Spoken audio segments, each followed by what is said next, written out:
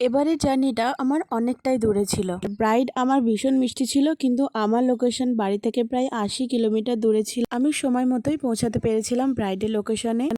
29শে এপ্রিলে ব্রাইড। তো বলো কিরকম লুক চাও?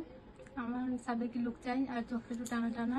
সাবেকি লুক, এই কথাটা শোনা মাত্রই আমার মনে যেন লাড্ডু ফুটে ওঠে। কারণ সাবেকি লুক এখনকার ব্রাইড খুব কমই চাই। এখন সবাই বেশিরভাগই মডার্ন সাজতে বা নিউড লিপস্টিক বা নিউড আই মেকআপ, তোমরা যেটা বলো সেরকম সাজতেই পছন্দ করে। তো আজকের ব্রাইড সাবেকি লুক চেয়েছিল, আর যথারথ আমি সেরকমই মেকআপ শুরু করে দিয়েছিলাম। ব্রাইড যেরকম সুন্দর সাবেকি লুক চেয়েছিল সেরকম আমি করতে পেরেছি নাকি তোমরা অবশ্যই আমাকে জানিও। বলো কিরকম লাগলো আজকের লুকটা? খুবই ভালো হয়েছে।